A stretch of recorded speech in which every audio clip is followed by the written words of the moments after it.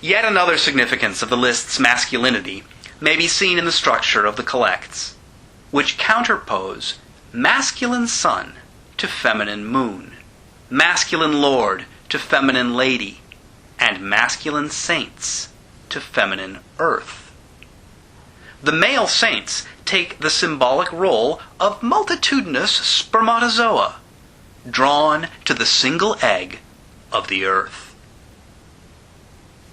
The fact that there are 70 saints suggests a reflection of the Sanhedrin, the Council of Ancients in Old Hebrew custom, a body of 70 male priests and scribes that formed the Supreme Court of Mosaic law. The essential qualifications for the list of saints in the Mass are likely to remain obscure, unless and until they are altered or clarified by a matriarch or patriarch of the Church. Yet we now recognize women of the past as our champions and predecessors through the Order of the Eagle, and we should all be mindful that whatever a saint may be, the great women of history are not limited to Sappho, Semiramis, Messalina, Cleopatra, Ta-Chi, Pasiphae, Clytemnestra, Helen of Troy, and in more recent times, Joan of Arc, Catherine II of Russia, Queen Elizabeth I of England, George Sand, Emily Bronte, and the regular religious mystics, Saint Catherine, Saint Teresa, and so on, all of whom Crowley specifically instances as possessing great natures intensely expressed. Now, the fifth article of our creed does not speak of belief in the saints simply, but rather belief in the communion of saints. And even that word "in" carries some ambivalence. Do we believe in that communion as an object, or is it in the communion that we partake of our belief? Well, what is the communion of the saints? The phrase appears in a Gallican Christian creed of 1500 years ago, and it was later included in the Apostles' Creed, which is popular among ordinary Christians to this very day. The original Latin for the phrase is communio sanctorum. Communio can be translated as fellowship. And in the doctrines of the Roman Catholic Church, communio sanctorum came to be understood as a spiritual bond in 3 worlds: among the living faithful on earth, the souls abiding in purgatory, and the angels and saints in heaven. The idea of communion with angels is expressed in the Catholic doctrine is one of great magical interest. Such inspired individuals as Enoch, Moshe, Mariam, John of Patmos, Abramelin the Mage, John Dee, Anna Kingsford, and Aleister Crowley are reported to have been instructed by angels. Likewise, the necromantic notion of a communion with the souls of the deceased has been a principal mystery from the ancient Hierophant Orpheus to the Latter-day Spiritualists, and the notorious experiment of Alphonse Louis Constant in raising the shade of Apollonius. Now, Martin Luther and his Protestant posterity dismissed the mystical elements of the communio. No angel magic, no necromancy for them. For them, the communion of the saints was nothing but the life of the Church. They dismissed the cosmic hierarchy of Catholicism for an egalitarian priesthood of all believers, defending their fortress deity.